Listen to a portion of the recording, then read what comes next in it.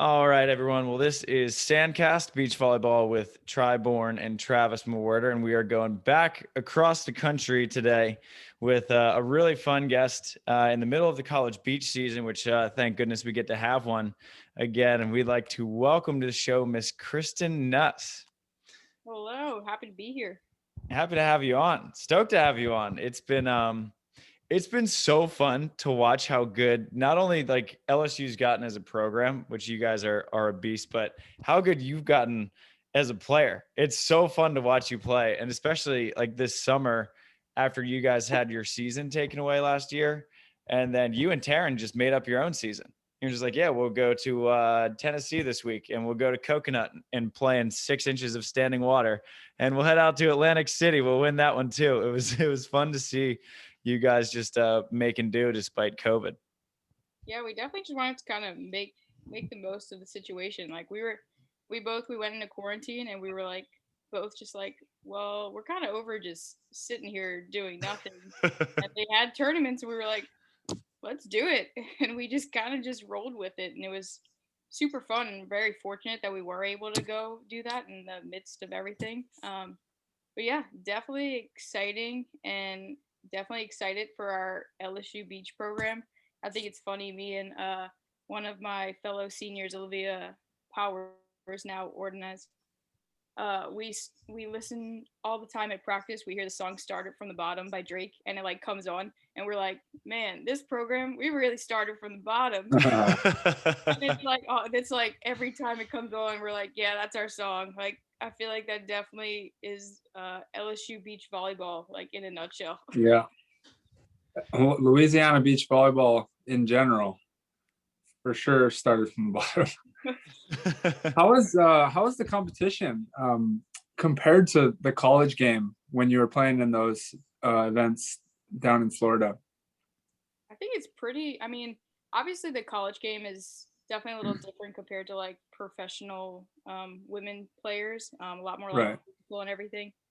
But I think it's pretty like it's awesome how the NCAA is really just like building. I think it's creating a great like foundation for the professional level because you are competing against like top level beach volleyball players. And then so it's really like it's the same but like a little different, but pretty much I think the college level is like really top notch, especially it has grown obviously very fast over the past couple of years.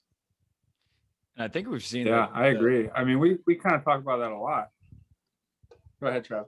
yeah, I think like the college level is basically on court one, which is where you've played since you were a freshman. I mean, that's basically a professional tier of players. I mean, you have to play against Tina Mm-hmm. Gradina, who is literally winning FIVB tournaments and going to the Olympics. You have to play against people who have played main draw, if not even on a Sunday on the AVP. So it's basically, and like even in Nashville, I mean, you guys played against Emily Stockman and Kelly Kalinsky in the finals and you won, which I think should be noted too. So you're playing at that level pretty much every week.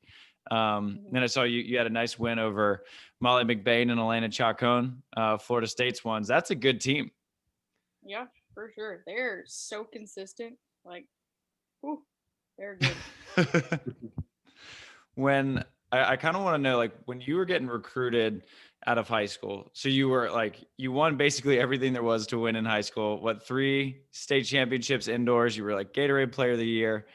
Um, what was the vibe like getting recruited to go play beach at that time? Because I know now, obviously, it's a pretty big thing to get recruited to play beach. It's the fastest growing sport in the NCAA. But at the time, was it an NCAA sport or was it still kind of that weird AVCA, not quite NCAA? It was definitely the weird a little bit, but I think it was like my junior or senior year. I think it became NCAA. I should probably know that, but I don't know the exact time it became NCAA. But my recruiting process probably looks way different than anyone else because I didn't even like know what to do as far as like how to even like get my name out. Like I Right. really just started playing beach volleyball, just kind of like jumped into it.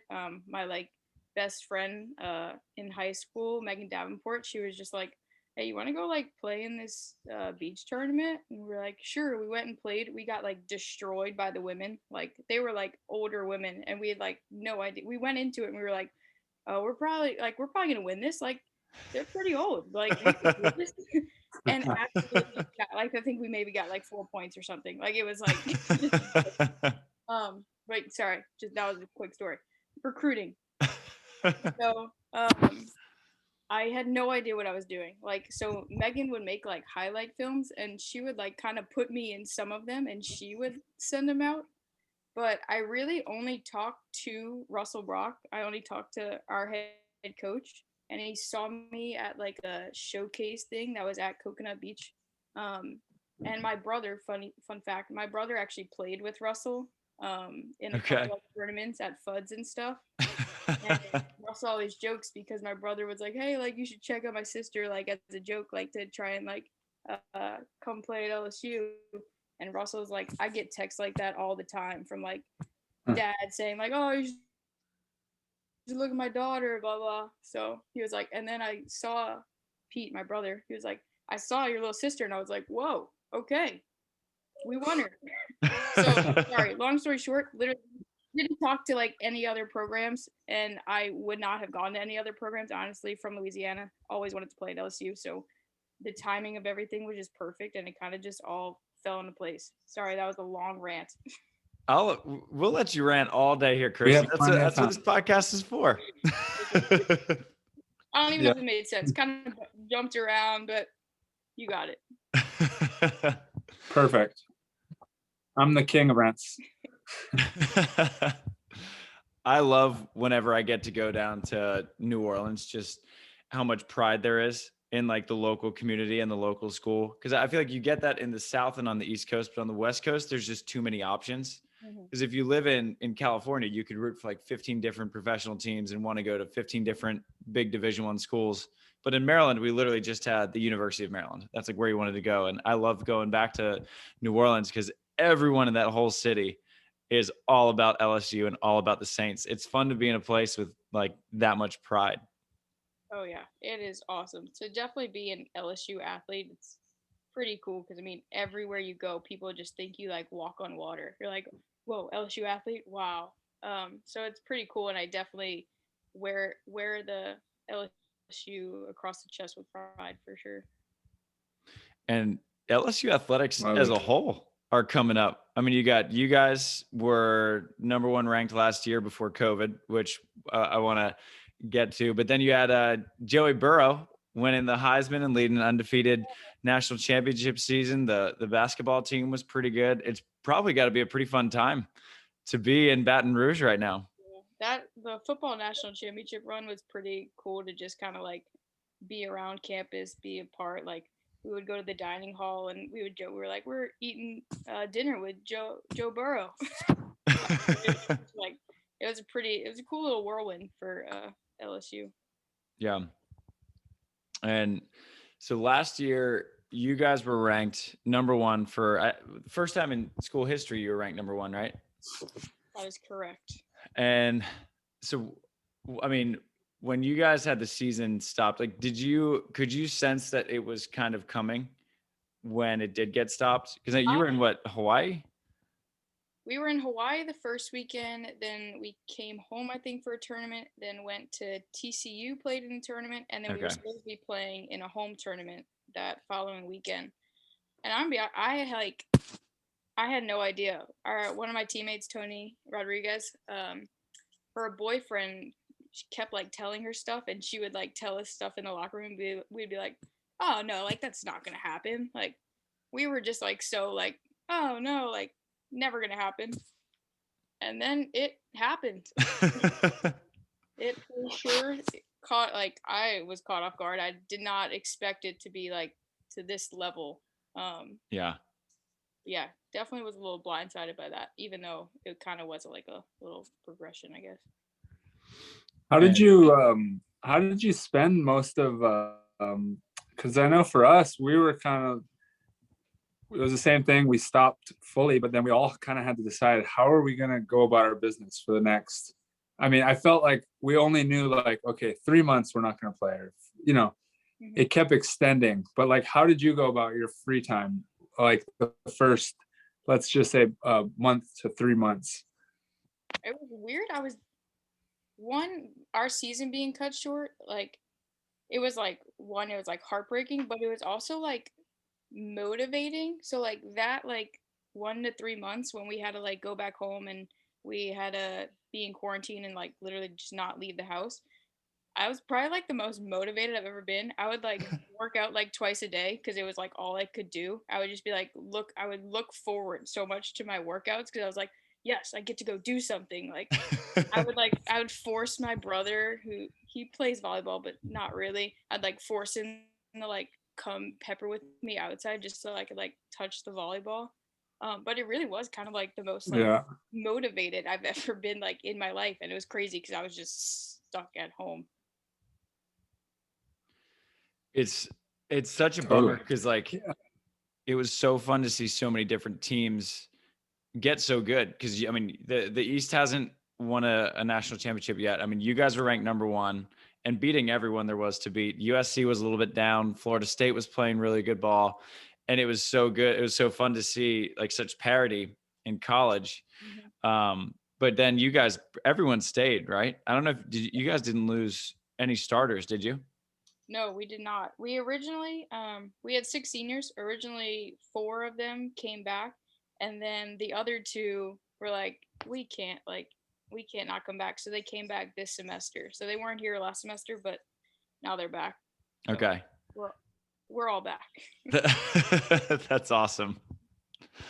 And the addition of Taryn. So I didn't realize I knew I'd heard Taryn's name and I knew that she was playing very well on court 4 last year. Sandbaggers putting Taryn on court 4. The jump that Taryn has made from then to now it's crazy. Because I think like me, she went home and was just like so motivated. And Taryn is for sure the type of person that she is going to become the best she can possibly be. Like, and she will strive for that. And that was what she did. Like, she took a massive jump from then to now, it has been awesome to watch and kind of be a part of, honestly. And I mean, so try for reference's sake, Taryn, she's what, 6'4", Kristen? Yep. And like fantastic ball control. The first time I saw Taryn play was actually at that rainy tournament at Coconut, a rainy tournament at Coconuts in Oxmoor. That's redundant. The one where I played with Maddie and I was like, geez, all right, so that's Taryn. Okay. She's legit. She's very, very good. And you guys as a team are fantastic. Yeah, it's also crazy because she's so good right now, but she still has so much room for improvement, it's just like wild. Like every single day, I'm just like, wow, like it's like, so much more potential, and she's already like insane. I feel like it says a lot.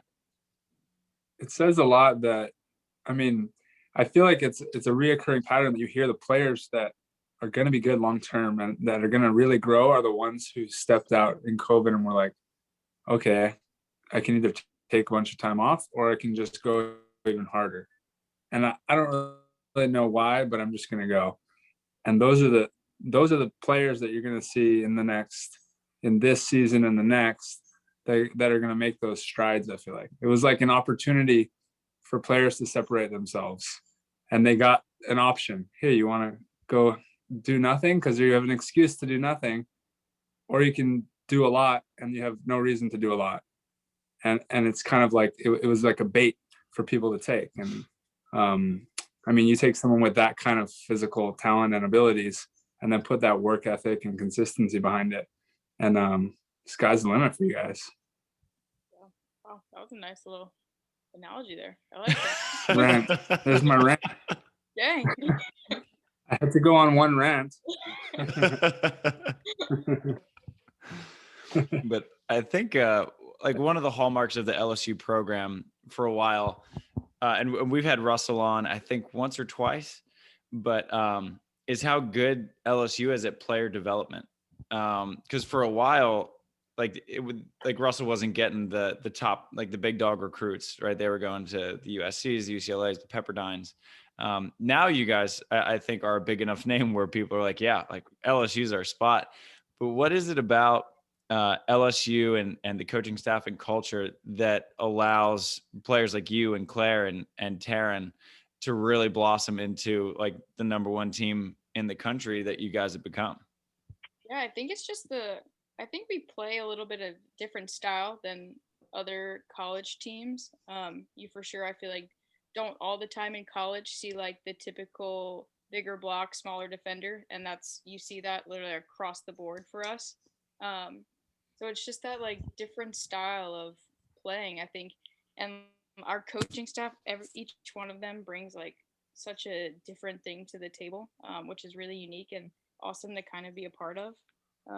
But yeah, it's really just, I I will forever be in debt to them because like, I came in to college so raw, like never been coaching beach volleyball, had no idea what I was doing, and they have made me into the player I am today. So it is literally all credit to them. I will forever be thankful for them. Well, so when you came in, like you said, you just got your ass kicked by the old ladies. That was that was your major experience. How did you learn so fast? Like what? I'm curious to know like what drives you, because it's not like you came into college and you were just losing every single match. Like you came in, you went straight to court one, and you ended up with a pretty impressive winning record. So how did you learn so fast? And then obviously you've picked it up extremely quickly since then, winning like 30 plus matches a year. It was again our coaching staff, especially our volunteer coach Drew Hamilton. He has literally just taught me everything, and I was like, I will listen to whatever you say. Like, you tell me, I will do it. Because he is for sure. I mean, his volleyball brain is just, it's crazy. Like, I love just like talking volleyball with him because I just want to know everything that is up in his head because I just want to be able to do it. But it really was just coming in, listening to everything that he was saying, and I was like, I can do whatever you tell me, I'll do. Would you say that you gravitate more as a player towards the tactical, like strategic side of things, or more just on just pure playing ability and instinct? I mean, not just abilities, but like instincts. Like, for example, I'm more of an instinctual player and I'm trying to learn the tactical side and be better in that way. But I feel like every team kind of needs to have a balance where one player's more strategic. How does your kind of brain work in that sense? It's I feel like I do kind of balance him weirdly. Like I do a lot of Okay. like Yeah. instinctual stuff, but there's definitely like the foundation is for sure like technical and tactical type thing, but then I build on Right. instincts and stuff. If that Mm, I don't know if that right. is- Yeah. No. I mean, for sure, every player, if you're good, you have the fundamentals and all yeah. that instinctual stuff down. But like at some point in my career, I basically wasn't turning the tactical part on in my brain. So the fact that you're saying you're balancing the two means you have the strategic side down, the side that I'm trying to get better at. Gotcha.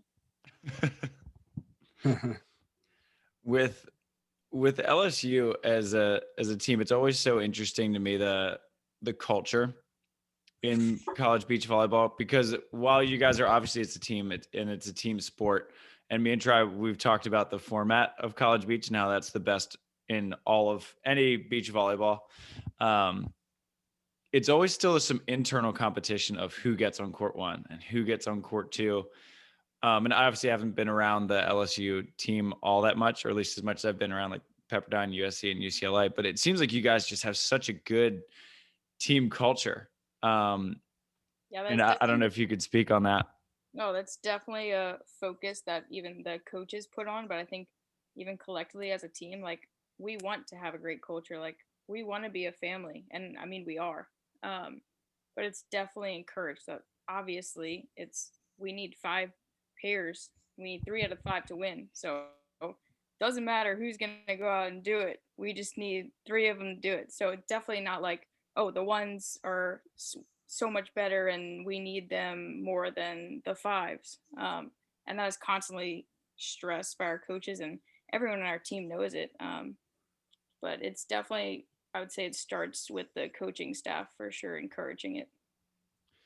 But I'm really curious. So obviously there's always talk every year about certain coaches or teams kind of sandbagging their lineup around so they could, like, throw court one, put their best on court two so they could win if they were, say, playing like Tina. They might be like, well, we're not going to win that one, so let's just throw it. What do you think of a point system where court one was worth, say, like 2 points, court two was worth 1.5, court three was 1, and they staggered it so there'd be a little bit less of that? I've like thrown that idea around a little bit. I'm curious what a player would think. I'm not a big fan of it because the whole point is the team aspect, and I think doing that, you're kind of saying your ones pair is more important than your fives pair, right? And I don't think that's the case. Everyone is just as important, and I think that is the one thing about college beach volleyball is the team aspect of it. And I think that is what all the players love. I think if you ask a bunch of people that who are on collegiate teams, they love the team aspect of it. So that would be my opinion. I would say keep it how it is. Okay. I like it. That's what I was curious about, because I was wondering, because I remember I was at one of the AVCA meetings and they were trying to figure out pretty much how to stop coaches from kind of tinkering with their lineup, because it's kind of an honor code thing. Yeah. And so I was wondering what a player would think about that, but it's a very good answer. It sounds like an answer too from a leader. You come across, I would assume that you'd be a team captain. But would you consider yourself kind of a natural leader? Say that again. Listen, we don't do team captains. Sorry. Okay. But natural leader. Yeah. I'd like to say I'm not really a vocal leader. I would like to say I'm for sure always been I strive to be a leader by example. And I think that's just kind of for sure always been kind of what I've done throughout my life, because I've definitely never been like the vocal person. I know I've been talking a lot and going on rants here, but not really, not usually a big vocal person. But yeah, for sure, strive to lead by example. So I was gonna say, I think from what I've seen from you in tournaments and the couple matches I've gotten to see you play in college, that you would fit that lead by example mold. It's a bummer. I'm assuming you guys can't come out to the West Coast this year, right? No flying. I think we're actually we're supposed to be coming, I think sometime in April, to play 2 matches at USC, and then the next day we play 2 matches at UCLA. Oh, awesome. Yeah. I wasn't sure, because I think maybe it's a school by school thing, or maybe it's a county thing, but I know that I'm pretty sure Pepperdine can't fly. I think they have to drive everywhere. So I don't know if that was an NCAA wide rule, but I will absolutely be coming out to, if I'm allowed, to USC when you guys are up there. That'll be awesome. Yeah, I'm definitely excited. That's gonna be a fun matchup. Trav, you're gonna have to drag me up there. I need to get back to the Trojan land. When is it again? Mid-April? Oh, mid-April. Yeah, we'll be gone. Wait. Yeah. Hopefully. Fingers crossed. That's what I thought last time. So in April, more international stuff. Sorry. Yeah. Well, is that announced, Travis? Rumors. There are rumors of international events in April. So if Tri can't come to see you play, that's a good thing. Well, I hope you're not watching then. I hope you're not there. Okay. So tell you what is cool though, Kristen, is how good live streaming everywhere, but how good LSU's live stream is, and your guys' stadium is, but hands down by far the best in College Beach. And I don't know if you've been able to see either pictures or video, but no. LSU has night matches, and I remember watching your guys' night match against UCLA either last year. Last year. And you were playing against Savvy and Abby, and it's just so cool. Like, that environment is awesome. I can't even explain that night against UCLA. What I will forever remember that. But it's so funny you talk about that because I think I just posted a picture. I think it was last night.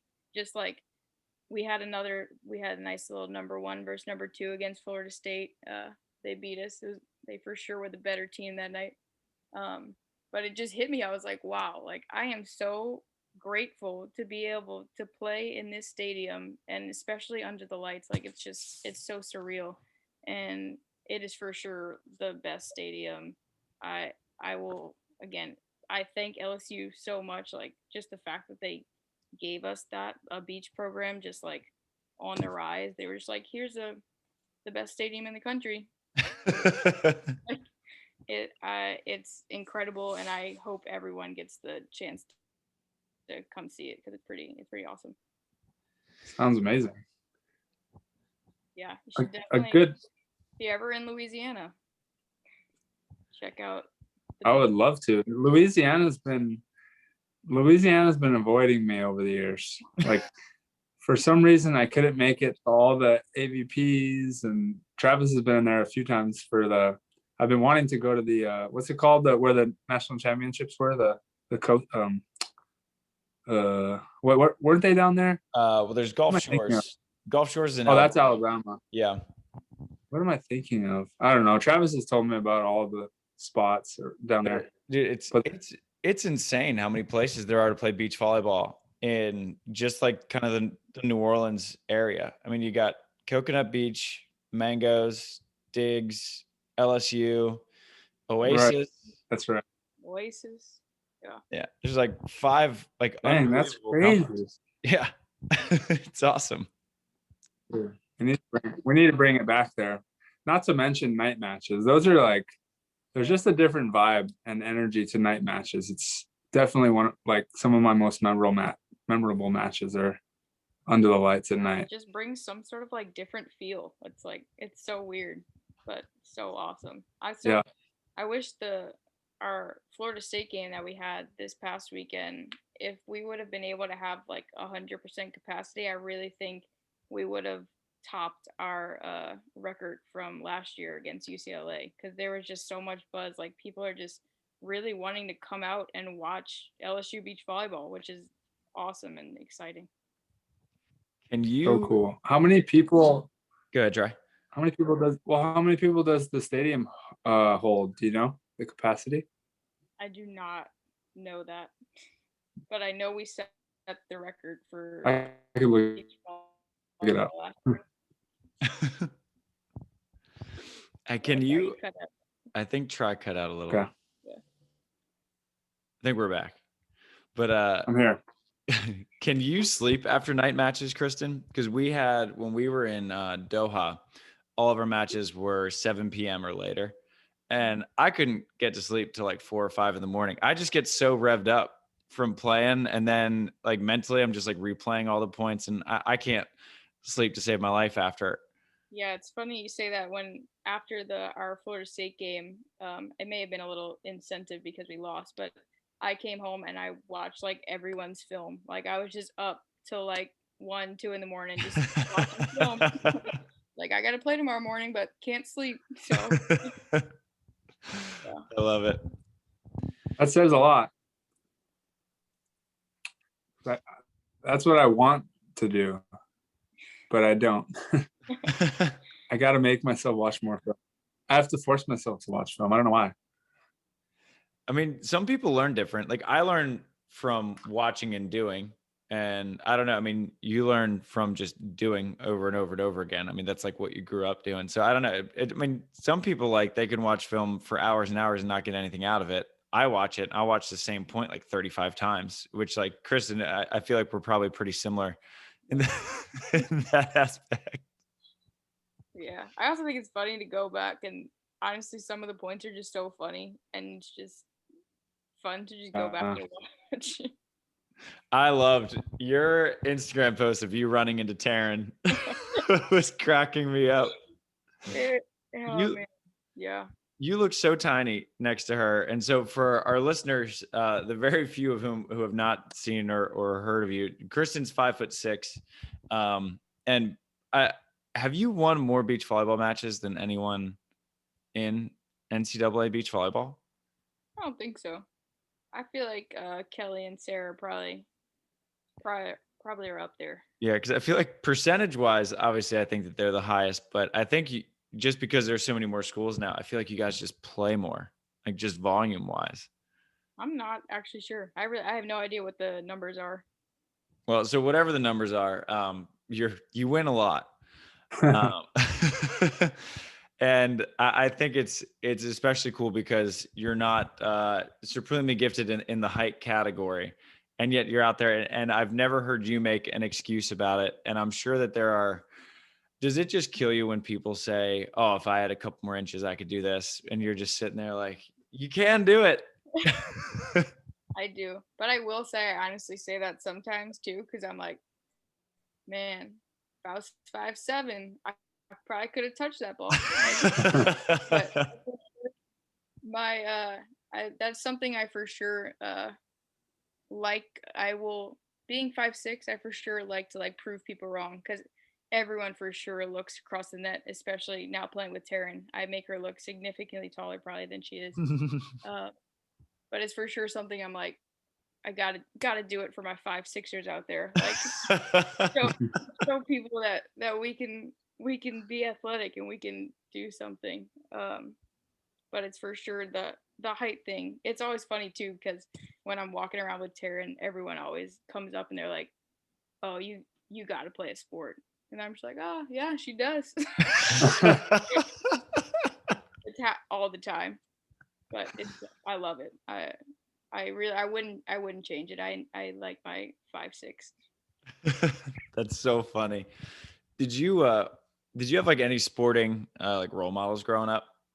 Anybody that you looked up to? I feel like I would say Misty May, but you came to beach so late that I don't know if that would be. Misty was for sure. So like I feel like right when I got in, it was all like, obviously every defender I feel like wanted to be Misty, and I mean I was for sure one of them. It was Yeah. just awesome to watch.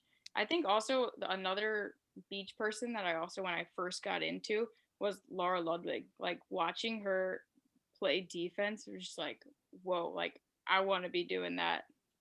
So those are for sure my two that I was like, I'm big fan. But also growing up, I was a big soccer was like my number one sport when I was Okay. young. And so the US women's national team, I was big fans of, like Abby Wambach, Alex Morgan. They were like, whoa, like they're cool people. Did you when you made this shift, kind of when beach volleyball took precedent as your number one, was that a tough transition to make? Because I mean, you came to it pretty late. Did you play indoor at Yeah, I LSU? played not at LSU. I played on my high school team, but I never was in the club scene or anything because I would play Okay. basketball, so I never really was able to do that. But yeah, I played in high school. Okay. And then would you have gone to LSU even if you didn't have an offer to play beach there? I would have wanted to play some sort of. I would have wanted to play a sport. I always wanted to play at a D1. I never really wanted to go to a smaller school, and I probably would have done it for indoor, but I obviously would have been like a libero or defender, and that's when beach kind of opened the door where I was like, I can do it all, and that's again the timing of everything. LSU, it was like just starting up a beach program. They were looking for people. Um, but I would have went and played probably somewhere else if this opportunity wouldn't have presented itself. Okay. I feel like it's with how much obviously you love LSU. I feel like it's got to be so fun, not just to be a part of such a good program, but to be like, I mean, you and Claire pretty much laid the foundation for what is now one of the top programs in the country. I feel like that's probably had to have been a pretty cool experience for you and your family to kind of see you help build it and for what it's become. And it's no easy feat either. I mean, what were some of the difficulties of helping LSU kind of climb the ladder? One, I think it's just funny. We always, again, Claire and Olivia, we're kind of like the beginning senior. Well, we're the seniors in our class, but the other seniors weren't there like at the beginning. And we just constantly, especially this year, we just kind of started like reminiscing about like different things. And it's just like the when we would have to drive to Mango's for practice, when like now and when we would drive, we would practice 2 to 5, and we would come home and we would be like right in the middle of traffic time. So it would take us like an hour to get home after practice.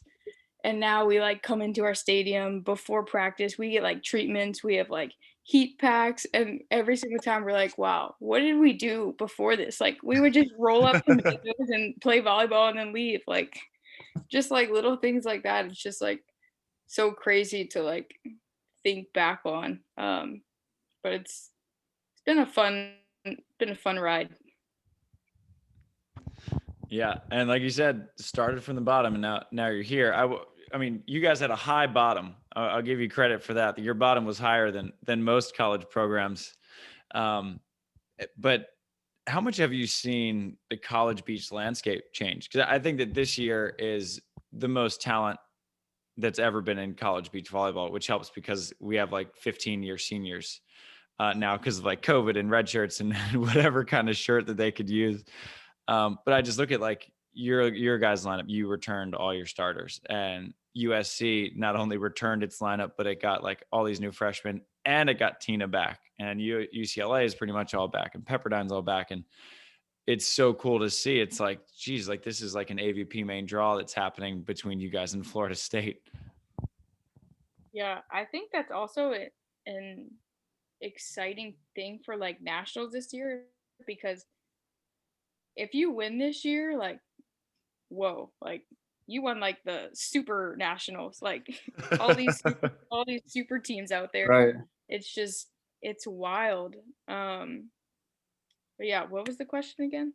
What did you ask? Just how much you've seen the college game grow, Oh, just as a whole. yeah, I think it's also a credit to the AVP, just constantly doing a great job of getting kids wanting to play beach volleyball, and then that kind of trickled down into the NCAA. But it really is awesome just constantly getting it on TV and getting kids to watch that and be like, whoa, like I want to play that.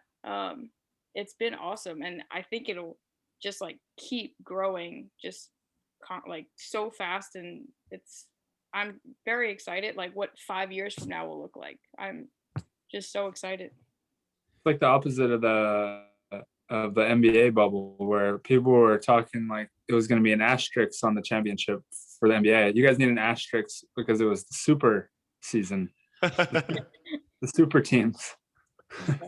you get 2 rings. That'd be nice.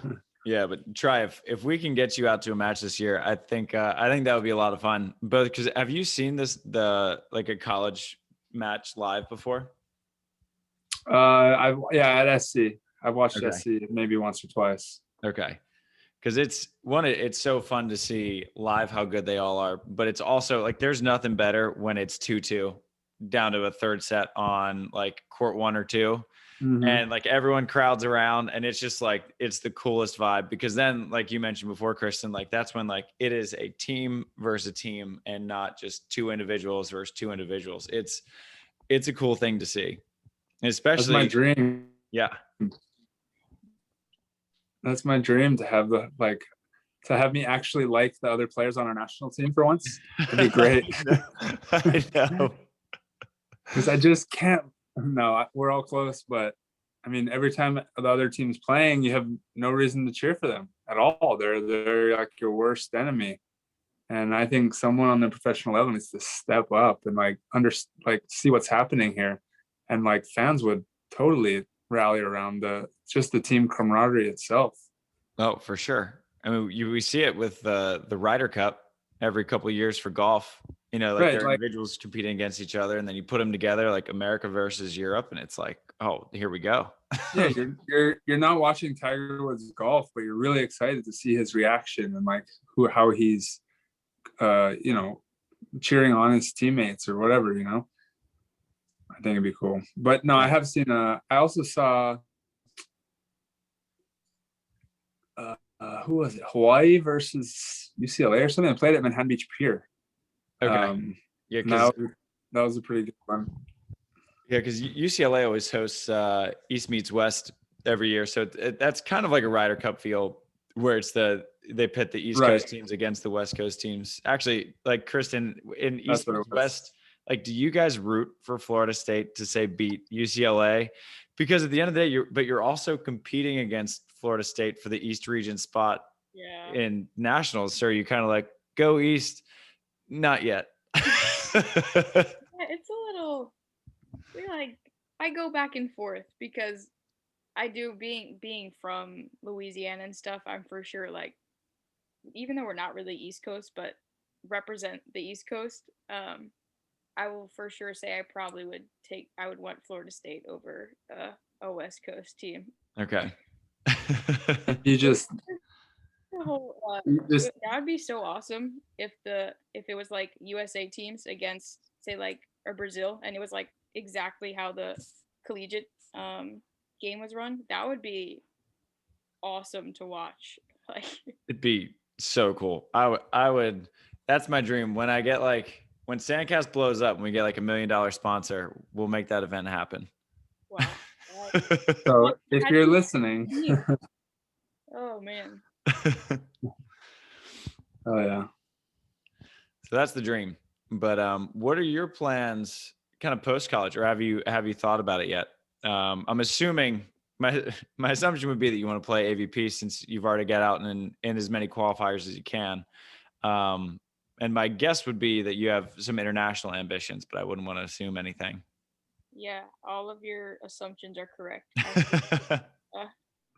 Want to keep playing and just play everywhere.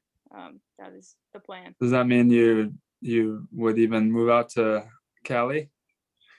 Not initially. I will be moving back to New Orleans. I'm trying to kind of do what people don't really do. I feel like that is kind of trying to stray from the norm. Good. I think that's a great idea. I like it, and it's starting to change a little bit. I mean, you have a lot of people are moving out to Florida and starting to train there, especially kind of like at the if 16th Street in Hermosa is like where the varsity team practices. I feel like the JV team is down in St. Petersburg right now. So it's a really good place to develop. It's way cheaper. Like Andy Benish got like a 3-bedroom apartment for like $700 a month for 7 months. So like, all right, good for you. Can't get that in California. And there's like good training groups and there's tournaments every weekend in Florida, which I mean, it's crazy. When I was down there training for a week before we left for Doha, we had an option to pick between 3 different tournaments to play. It's like California hasn't hosted a tournament in a year and a half. We have 3 in one weekend. Crazy. It is. California going to start hosting some tournaments. I saw an email from the CBVA that they might start putting a couple on up in Santa Cruz. I think they got cleared to play. So we'll see. That's a good sign. Yeah, they're just dangling the carrot out for us. So we'll see. But do you know, or is it going to be you and Taryn, you think, coming out of college to play together in whatever the AVP Next FIVB season would look like? That is for sure the plan. Okay. Because when she moved in from Creighton, could you tell that she was going to be as good as she's gotten, or has this like been startling even to you? No, her like first year, we like really weren't very close, but as soon as I like met her, I knew she like her mentality is like she's going to do whatever it takes to become like the best player she can be. And I think everyone kind of knows that. Like when you initially meet her, you're like, okay, she's gonna be good. Yeah. I feel like indoor transfers, they're kind of hit and miss. Like you get some like Taryn that just pick it up like so fast. And then you get a couple that they don't like quite get there and it takes a couple years. But it's been a quick turnaround for Taryn. It seems like you guys are just like super close buddies too. It's fun to watch you guys play. Yeah, we do have a fun time. That's for sure. Our personalities kind of fit perfectly. Yeah. What does your guys' schedule look like? I know obviously you just played Florida State. What are the next kind of biggies that fans of College Beach can look forward to? We actually get a rematch with Florida State this weekend. We Oh, nice. Gulf Shores and play Florida State this Saturday. So a nice little another rematch. So we'll see. Hopefully it goes a little better than the last time. Yeah. Who hosts at Gulf Shores? Is that UAB? Is that their home? I don't think they're actually hosting this one, but I know we go back to Gulf Shores in like 3 weekends and they host that one. But I'm not sure who is actually hosting this one. Okay. You just show up and play who you got to play? Yeah. It's calendar. But don't know off the top of my head. You guys, you spend a lot of time on buses. That's a lot of road tripping. Yeah, but bus rides are fun. Yeah. When you got a good team, it's fun to be around them. Yeah, For sure. All right, so you guys are road tripping this weekend, playing Florida State, and then potentially in California in mid-April. Yeah, I think I'm pretty sure it's mid-April. Okay. All right. Well, I'll take a look, and if me and Tri are still here, we'll commit to coming out if we're allowed. I doubt fans are allowed, but we'll try to sneak a press pass or something in. Right. Yeah. I'm sure they will let you in. But Kristen, thank you tons for coming on. I know it is late out there in Baton Rouge, like 9:40, and we only let you have like 8 minutes for dinner. So we can let you take a breath. But every now and then we remember to ask our guests the final question of the show. And I think you would be kind of a perfect one to ask given how good you've gotten so fast, is that if you had to give one piece of advice to an up and coming beach volleyball player, what would that piece of advice be? Wow. All right. I would say to don't let anyone tell you can't, especially, I know obviously size doesn't matter. So all of you 5-6ers out there, you can do it and keep playing. I love it. Kristen, thank you again for taking the time to come on. Loved getting to chat and love watching all your success. It's a blast to watch. Oh. Great meeting you, Kristen. Thanks for coming on. I'll see you in the players tent soon enough. For sure. Appreciate it. Love it. Shoots, guys. All right. Shoots. Later.